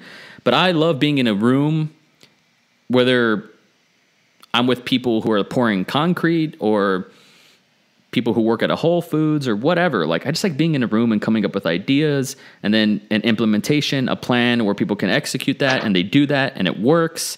And it's like being a theoretical physicist, and you have the formula, it should work, and then it does work. Like, I care about that more than fucking anything. If I can just do that, I'm a success. The money, all the bullshit, like, the noise and the waves that I make on the internet is just to attract people into my world so we can brainstorm and make dope shit. That's it. I don't care where it goes. I don't care how much it makes. But here's the thing, like, you got to be worth a shit for someone to give you their time, right? Yeah, well, I mean, I guess it depends on what you're wanting to do. Like you said earlier, going back to the thing about the camera crew. Sometimes if you're shiny, that's enough. You know what I mean? Yes. you know, but also I don't think you give yourself enough credit, man, because I've seen a lot of the stuff you've made, and, you know, I don't want it to be like a circle jerk or something, but you're definitely more talented than you think you are. I think people confuse. I want to accept that from Cody Weber so bad, just so you know. If I really believed it, I'd accept it. It's hard because I really think my only talent is saying, fuck it, I'm going to upload it anyway. That's it. Like, that's the only difference. Like, that's exactly what I feel about myself, though. That's so strange. Like, you said to yourself, like, it would be nearly a fruitless endeavor to try to create your portfolio, right? If I gun to my head, Knives, create your portfolio, I'd be like, just fucking pull the trigger. What? Just fucking pull the trigger. Let me say I love you to my kids, pull the trigger. I couldn't do it. I couldn't do it. But oh, I didn't say I would enjoy doing it. That's why I've never made one. But my point is, it just, you know, it would be like, here's this, you know, I got nothing. Like, you have such a body of work. You said something to me. I called you, I was at a Starbucks at the time last year, I want to say, and you said that the body of work that you make, like, that is your art. That is who you are. Like, the collection, the archive, the body of work, like, that is the art. And that really helped me, man. Like, it really did. I don't know if you eat your own dog food. I don't know if you practice what you preach, but that's something to me that I tell other people. I'm like, that are struggling with being an artist and eating and all that stuff. It's like, don't worry. Like, just keep making the sculptures. Just keep saying "ta-da," and then you have a constellation, you know, that you can be proud of. And you got to look big picture when it comes to that.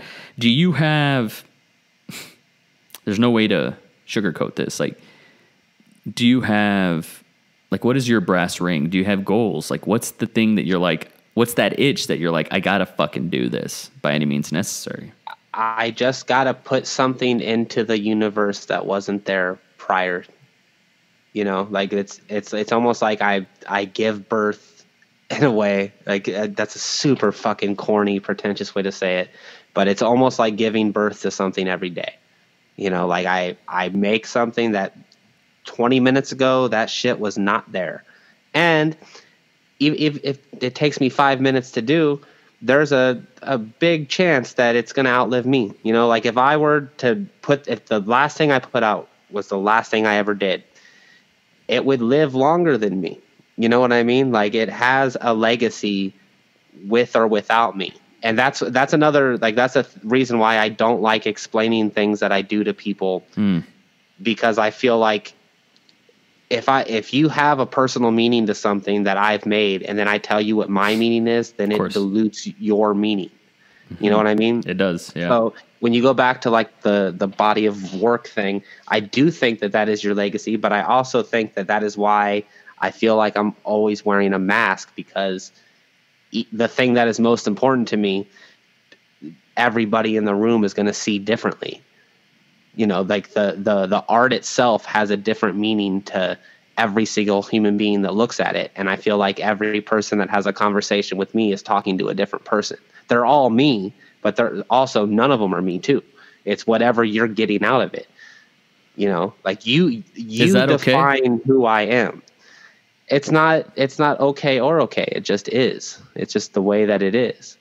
I don't think there's anything wrong with it, you know, like, the same way, like, how I'm perceiving you right now. There's no way your kids perceive you that way, or your friends perceive you that way, or your family, or, you know, whatever. We're all, like, people take little segments of what they want out of you as a human being, and that becomes like your, what's the term? Is it flanderized? You know what I mean? Like, like, you know what I'm talking about? Yeah. And you become what they already have the preconceived notion that you were to begin with. And I don't think there's anything wrong with that. I just think you have to, I mean, and you don't even really have to, but I personally have to just accept that for what it is. You know, like, if somebody loves me or loves what I make, that is awesome. And it makes me feel like, I don't think that the love has any less value because it's not a whole picture. because I don't think there's ever such a thing as an entire picture. I think we just take from things what we want or what we have to or what we need to, and that's all we're capable of as like apes with thumbs. You know what I mean? Yeah. No, it's a very fatalistic way to look at it, but I also think it comes from Does it seem fatalistic? Yeah, you know, we're just monkeys with thumbs that create tools to make life a little easier, and we don't have control of the macro narrative because we're all going to be in the dirt or whatever. Like, it's not true. You know, it's not true. So I asked you, you know, like about your ambitions and stuff, and you answered the question. You know, I don't need to harp on it, but if I may, you're talking about putting things into the universe that aren't there. Let's just, for the sake of conversation, call that making deposits. If you had to make a withdrawal, like, what does that look like for you? You're putting stuff into the universe. Like, what do you, with no expectation in return? And I think, Cody Weber, I think you're going to leave this universe having given more than you took. Even at your most self-indulgent, it's just one man's 2 cents. But if you had to make a withdrawal and say, hey, universe, just for a second there, like, throw me a bone, what would that look like for you? That would match your ideals, your virtues, where you can have your cake and eat it too. In a perfect fucking fantasy world, what would that look like?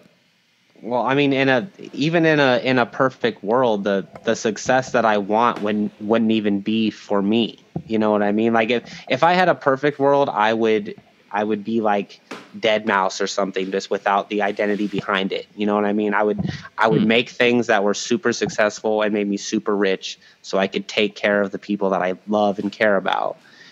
And if I was gonna make like a withdrawal, it wouldn't be for me. It would be, of course, you know, so my sister didn't have to worry about rent ever again. You know, or my dad could actually maybe retire at some point, which I don't think he's ever going to get a chance to do. Wow. You know, it's stuff like that for me. Like, I want to be successful, not for myself. Yeah. If I'm viewing it like completely selfishly, if I didn't have anybody that I cared about, I would just I would literally get a studio apartment. I would probably bartend or something to pay my bills and to eat ramen noodles and bologna and shit.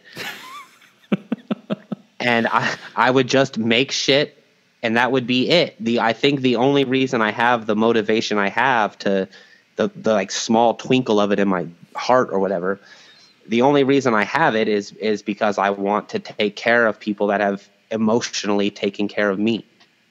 You know, like, I feel like I owe a debt to a lot of people, and I don't feel like I am emotionally capable a lot of the time to repay the debt that they've given me.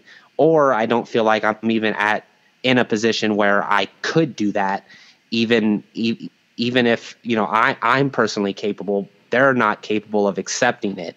You know, one of the two things. But everybody could have their load lightened a little bit. And I feel like if I could do something where it made me a substantial amount of money, that I could at the very least, like, relieve the burden of guilt in my heart for the debt that I owe to people that I presently cannot pay. Thank you for that reminder, man. Like, you see those Instagram quotes of stuff like that, you know, where it's like, give more than you take, and, you know, the golden rule and stuff like that. But hearing it from you for some reason, like, resonates with me. Like, yeah, we are, I can speak for myself too, you know, in complete debt for the people who sacrificed their dreams for us to dream, and for people who got out of our way so we can be pretentious assholes, essentially. Like, I totally agree with you. And family first, for sure. You have what somebody told me once, and I never forgot it, a very bankable skill, which is like a very DC way of saying, like, especially now, Cody Weber, like, this is a golden age for photographers and for artists, video artists. Do you think so? Because I feel the exact opposite is true. I think it's oversaturated. Everybody's a photographer now. It is oversaturated. It is, but that's because there's a lot more horse shit that's out there. A lot more. And I feel like I'm one of those. Like, you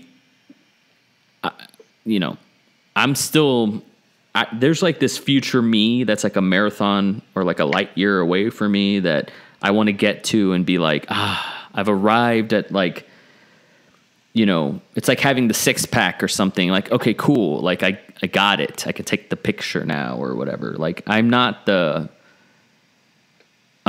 dream artist I want to be. I don't know how realistic that person is or even capable or possible of being, but that's something I still want to be too. Like I want to be the best. I want to be the best me. Being the best me, I feel like I can make the most impact and make the most change. To go back to the mission, which is like you said, like helping your family and everything. We are in a golden age, man. Like there are so many people that see the value in what you do that would pay you retarded amounts of money to take pictures for them that would probably never see the light of day, but that's not really your fucking problem. You know what I mean? Right. And well, on the off chance that one of those people that would pay me an absurd amount of money to make something happens to be watching this, hit me up because I'll take your money. Well, good to know. Good to know, man. How are you doing? How you doing, like bread wise? You know, it's like feast or famine. You know, like I have periods. That sounds terrible. It is, but it's also been the only thing I've ever really known. In fact, but there was a year where you made like close to 6 figures or something, no? Yeah, no, there was like from 2015 to 2017, I had 2 very good gigs that paid me very well. And I'm sure you've walked past a store and have probably seen one of my photos in an advertisement and didn't even know that you did. Wow. That's awesome. Which was super cool. And it goes back, like going back to like my mother.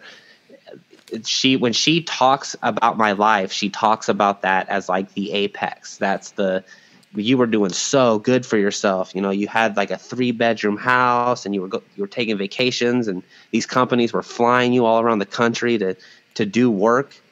And I never tell her otherwise. And I kind of hope she doesn't hear this, but in truth, the reality is that was arguably the darkest period of my life. I wasn't doing anything for myself. I don't care how much you love something. Like there's that stupid fucking phrase that I hate where they say, if you make a job out of what you love, you'll never work a day in your life. That is such horseshit, because I don't care how much you love something. If you do it for 17 hours in a row, when you get home, that's the last fucking thing you want to do. You know, like you just want to sit back and do nothing. And I was so emotionally drained from the money that I was making. And though it was super awesome to be able to take my niece to Build-A-Bear and be like, get whatever you want. And she stuffs like 6 fake hearts in her bear, each one at like $15 a pop. And I didn't give a shit. You know, that was awesome. And that's ultimately the goal that I want to be able to give to people that I care about, not just my family, but my friends too. You know, I want to be the guy that when I go to the bar or something and my buddies are there, I take care of their tab all night and it doesn't bother me. You know what I mean? Like I want to be that guy. Yeah. But the truth of it was it's like that seesaw thing, man. Like I was just doing so much that I was so lean, like in the soul or whatever, that it didn't matter how much money was in my bank account. And by the time I left the job anyway, all that money was gone anyway. So it didn't really change anything. At least with what I have now, all of my like situations, it's like, okay, I got to come up with this for rent. I got to come up with this for food, with this for electricity, this for water. It's all like very short-sighted, and I could be like, okay, I've made that much, I'm good. Now, if I have a little bit extra, maybe we can go out to eat, you know, or have a decent dinner, go to like a sushi place or something. It allows me the freedom to make things on my own terms. And I would rather be broke and creative than rich. In my mind, what I thought was rich, because I never had that kind of money before in my life, rich and broke inside. Yeah. I'm I'm gonna get in trouble for this. I'll just say this. I am in the middle of a transition for a new job, and I was somebody's personal videographer, photographer, social media poster, editor, podcast producer, like all that shit, for a celebrity for the past 2 years. And it had its surreal moments. It had its positively overwhelming moments, and it afforded me tremendous life experiences, and I'm very grateful for that time. But I will say that if my brand or my passion or my art, first and foremost, was a pet dog, for 2 years that dog went without eating, without shelter. It got mange. It was, got ticks, like everything. I just kind of like abandoned it.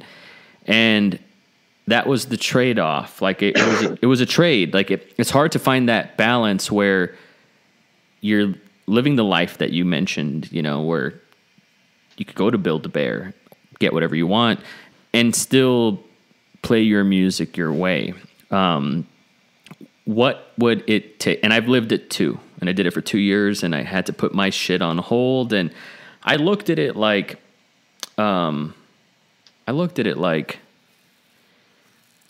this is going to sound so dramatic, and I regret saying this already.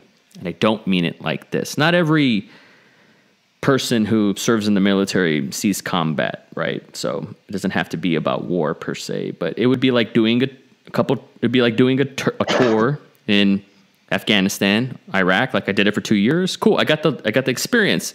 Maybe I didn't call home a lot and have a steady girlfriend and like put a lot of money away or something, whatever those examples are.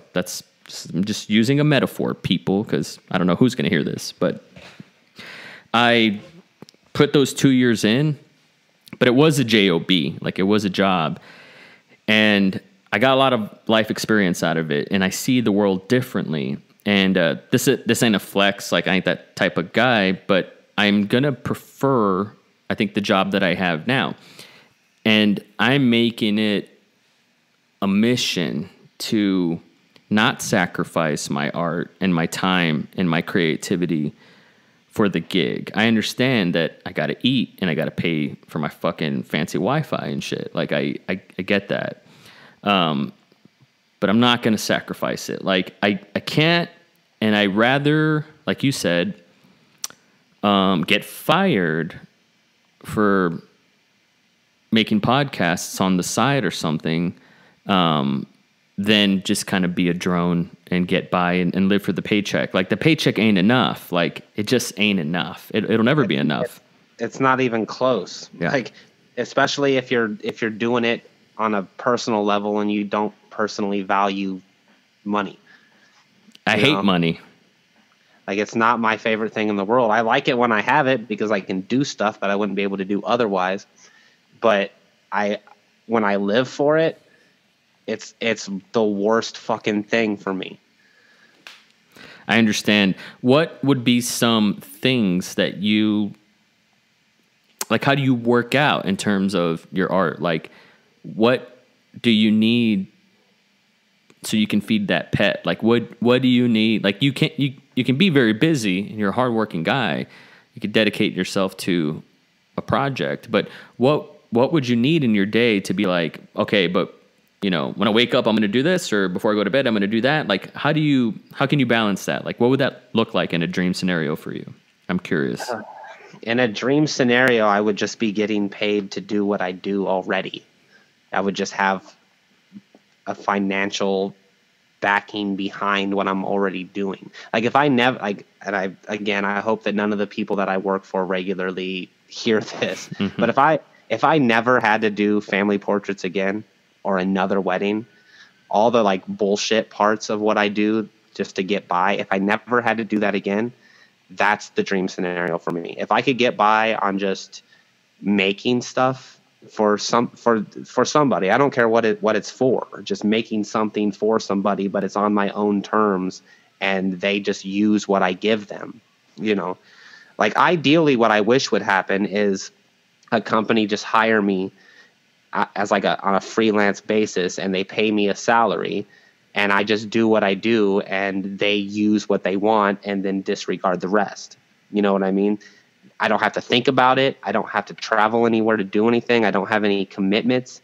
I just make what I make, and it is enough, you know? Which is why I kind of wish that you could still make money as a writer, because if I could just make money sitting on a chair and hammering out the keys, that's the ideal situation for me. What do you write exactly? You sent me something online, and we don't have to talk about it, but I didn't get to go through it. Yeah, it's fine. It's a book I'm working on. I just figured maybe you'd like to check it out. I cannot wait. I'm honored. I'm so fucking honored. And finally, I have something that, I mean, I got a bookshelf and I got a shitload of stuff I haven't read. This is something that I'm going to make a priority. So thank you for that. What do you write, or what do you want to write that you could get paid for? Like, all these things are hackable for sure. I'm just trying to figure you out. when it comes to writing, I don't have, like, that's the most pessimistic part of me, which sucks because it's also the thing that I value the most. But I don't think there's much of a career in being a writer anymore. I don't think people value, like, people as a whole value literature in the same way they value visual art. Do you write nonfiction, or fiction rather? No, not really. I think I don't know. I kind of have this alter ego, I guess, when I'm writing. So it's like, I'd say 70% truth, 30% embellishment. But there are people that are making money on Medium. Have you heard of Medium? I've made money on Medium. Oh, that's what I'm saying. There are people who are making money doing video essays that are, like, my favorite YouTubers are the ones that write something, however many words it takes to make a 10 to 15, 20-minute video, spoken word. And I think that's tremendous space for sure. Yeah, I mean, I agree. But I also think that the last remaining sector of, like, writing that you can really make money with is being a critic, which is the last thing I want to be in life. You know, people tell me all the time, like, you have such strong opinions about things, like, why don't you make, like, a music review channel or a movie review channel? And I think for every one artist, there's 25 critics, and I just don't want to be one of those people. It's probably, you know, for every one artist, there's 10,000 critics, but I know what you mean. Yeah, I was probably under embellishing. Yeah. Probably 25 that get paid, but the rest still just do it recreationally. No, I agree. I see what you're saying. Have you thought about? Are you still in Keokuk? I am indeed. Have you thought about moving? At this point, I don't think I will. Like, I have a home base here. My family's here. My girlfriend's family's here. I feel like there's certain members of my family that need me around, which gives me a small sense of purpose. You know what I mean? Like, I feel like ideally I wish I was on the West Coast. Like, that's where I wish I was, but the burden that would come with it, not just the fact that everything is 50,000 times more expensive out there, but the personal burden of feeling like I left behind something that needs me there. You know, like, maybe once the young members of my family are grown up a little bit, and they don't view me as, like, the cool uncle anymore or whatever, then maybe I could feel at liberty to go somewhere else or do something. But I left for a long time. I left Keokuk for, I don't know, 9-10 years. And, you know, I lived in New Orleans. I lived near Detroit. I lived in Chicago. You know, I tried to make that work, but the truth is that I'm just a small town kind of guy. I like that I can get to anywhere I need to go in town in 5 minutes. You know what I mean? There's no traffic jams. There's no congestion. There's no, like, I'm just not a people person at all. So living in a place where there's not a ton of them is preferable for me. I get that. I was living in a border town in South Texas called the Rio Grande Valley. It's just desert and trash and palm trees and no jobs. and I had to leave, and I went to Austin, which was only 5 hours away, and it was the closest place that was anywhere. I mean, if it didn't matter what city it was just the closest place. And I just was going on a run one day, and I told myself, like, if, like, I'm dying out here, like, if I just take this energy and put it in a place that has more opportunities, same energy, I think it could provide me more opportunity and more, like, something lucrative. And that turned out to be the case. Like, all I did was move. I was just me, and I moved, and I didn't necessarily work harder. I was just working at my pace, but there was more just at bats, like just chances.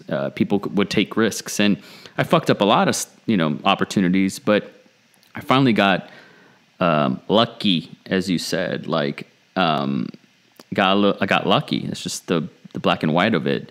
I do think this is where I'm going to quote Tony Robbins, and I'm sorry. You can roll your eyes. I can't see you, but feel free. I believe that proximity is power. Like, where you're at geographically or relatively in space matters, depending on what you're after. For sure.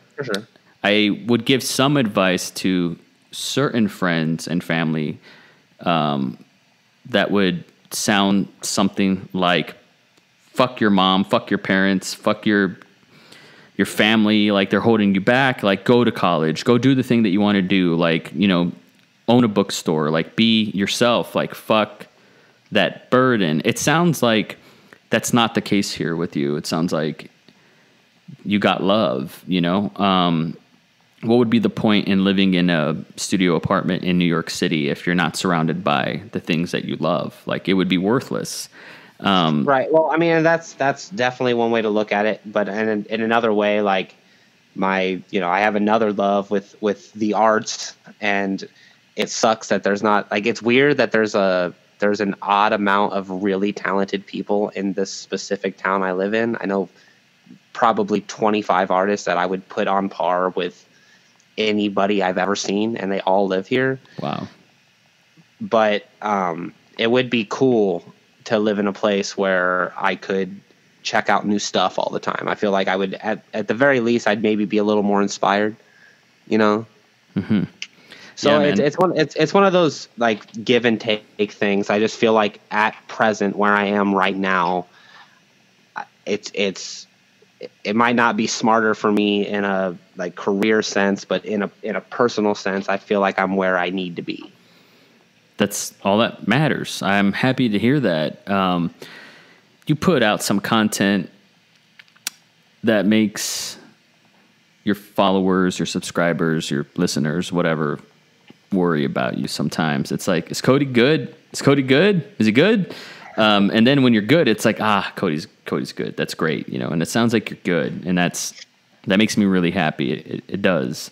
I look at that video that I made a response for as, if not an official goodbye, planting the seed of a turnover for sure.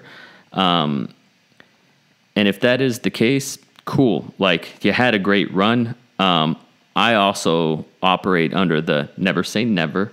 In order to come back, you got to leave. I get it.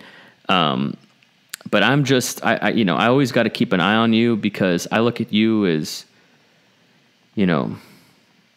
just someone that I wanted to be, I just really blows my mind. I love honestly. The uniform, man. Like, I love the silhouette. I love the shape of this indie kid who was like, fuck you, I'm going to do whatever I want. I don't care if you like it. Also, here, and it's good. It's good, isn't it? Yeah, that's right.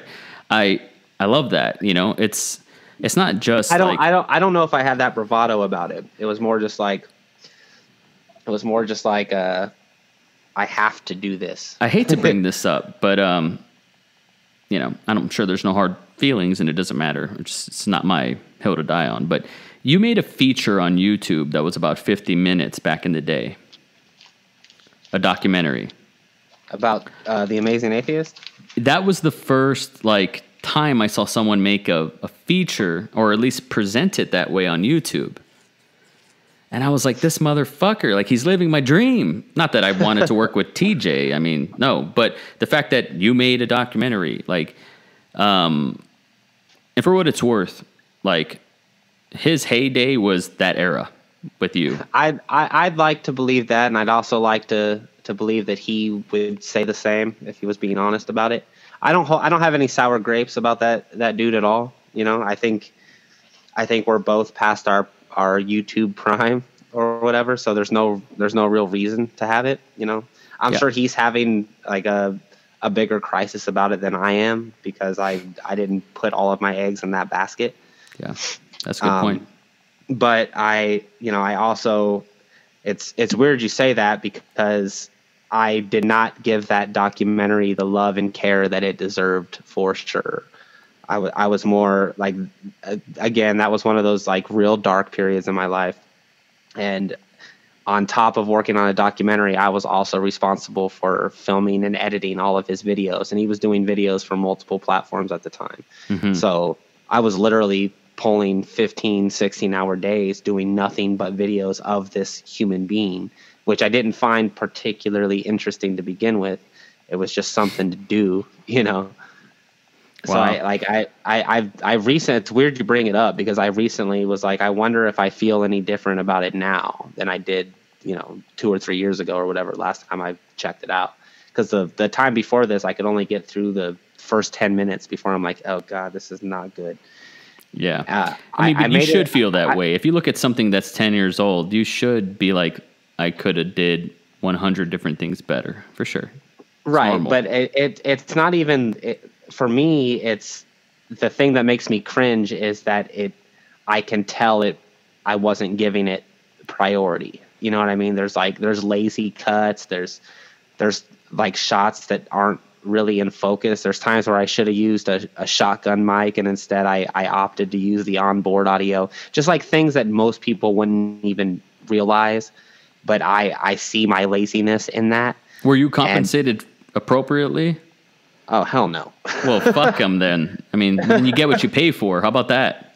But that's not, I don't think that's really the point. For the product exists whether or not I was compensated for it. You know what I mean? And I understand, name's attached to it. But at the same time, like finished is better than perfect sometimes.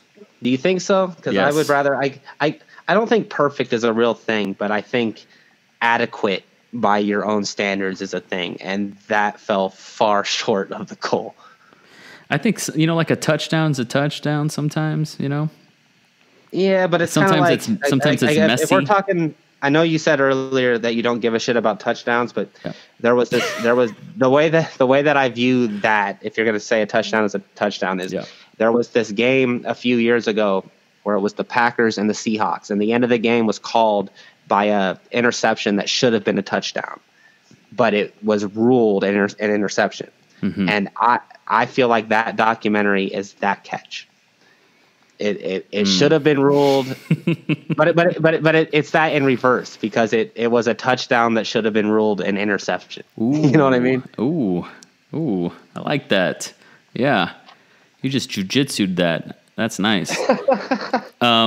Yeah, no, we can armchair quarterback that documentary all day. But the point is, like, you were a pioneer, you are a pioneer. Like, everything just looked like it came so natural to you. Like it was a second nature thing. It looked like somebody gave you the handbook on on what notes to hit. On YouTube, and I was like, this fucker. And I was just playing catch up. Like, I still feel like I'm playing catch up with you, man. So, yeah, I know being maybe hyperbolic to some ears out there, but this is just my truth. This was someone that, surely somebody has a Cody Weber archetype, like in their life. Like, if you're a musician, you might look at somebody that way. And let me just say this, too. Like, please don't take this ball and run with it. What's up with these fucking sport metaphors? It's just crazy, but it's the nature of the game. It is. It is. See what I did? I love it. But I don't want you to think that I'm looking at you as some person that's like, not reaching their full human potential. And no, it's not that. Like, I ain't sunning you like that. I'm not.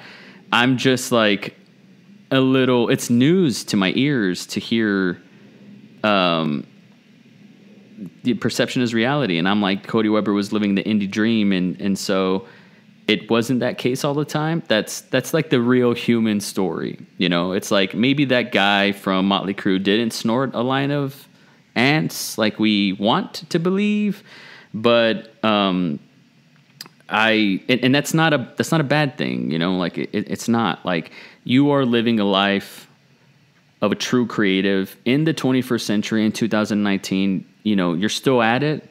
You've said it yourself. You've thought of so many times where you're like, I ain't picking up a camera today. You know, like I've quit. I don't know how many times. Like just a month ago, I was tweeting like, I hate movies. I hate filmmaking. Fuck YouTube, all that shit. And then, you know, it's funny how things work out. But so I feel you, man. But you know, going back, and I'll end it with this, and I'll let you give some final words. But like a wrestling match, I feel like the game is a last man standing match. And I've seen you come up at 9 so many times. And you strike me as a guy that when you stay down for 10, that'll be the day you die. For sure. And I don't think I'm capable of it, at least not while I'm breathing. Because it's like I said, it's the only thing I show any promise in at all. Like if I were to decide tomorrow I was going to be an electrician or some shit, I might be able to learn it, but I'm not going to be talented at it. I'm not going to feel like I show real skill, you know. Like the only utility I offer is the stuff that I do. So I might, like, I've been doing it for so long. I don't know a life where I didn't do it. Literally, like I can't think of a single memory in my life where I wasn't making something. It's just been a part of my existence for so long that I don't think giving up is an option. I just think that the idea of potential is a very relative thing. You know, I feel like I'm reaching my potential just with the output that I'm putting out. And whether I touch 5 people or 500, I would rather touch 500. But if 5 people get off on what I do, then that's something. You know what I mean? Like, I don't really need that much. I yearn for minimalism. That's, you know what? And that's totally in right now as well. So you should so bank on that. It is. If you want 1 million views, just put fucking the word minimalism in your title. But no, I don't want to say he's a friend, but I know this guy who his wallet is a Ziploc bag and he just hitchhikes to Mexico, and he's like an alien from outer space. Like he is unplugged from the Matrix. Like he's just a fucking free. And he comes from a fancy pants family, and they just don't get it. And it's the ultimate win. Like this guy will never be on a poster in some kid's bedroom, right? For these efforts. But in my eyes, I'm like, this guy's fucking free. Like he could, Into the Wild, Emil Hirsch, like snip his social security card and just be free. Like I envy that too, you know. And he's a minimalist as well, and doesn't speak Spanish, and he just figures it out. Like I truly admire that, and I look at you like that guy, except like a talented, tall, good-looking version. So you are giving me far too much credit, man. I promise. Man, you got like some distorted reality shit going. You got body dysmorphia, and you know you do, bro. That's what this is. I made a movie about body dysmorphia, so I'm an expert. It's been suggested for sure. There you go. Thank you so much for this podcast, man. I got to say, while we're in the moment, and this will be a part of the podcast, this is a dream come true. Like this is the longest podcast I've ever done on my show. It's with somebody that I admire, a peer, and I just forgot we were doing it, and it was just like a conversation. So this is a dream, man. And thank you for giving this to me. It means a lot. You made my morning when you made that video today, and you've made my night by just saying what you just said. Like if I affect one person positively in a day, I've done my good deed. You've done your good deed, man. So thank you for that. I appreciate you. Oh yeah, man. Thank you so much.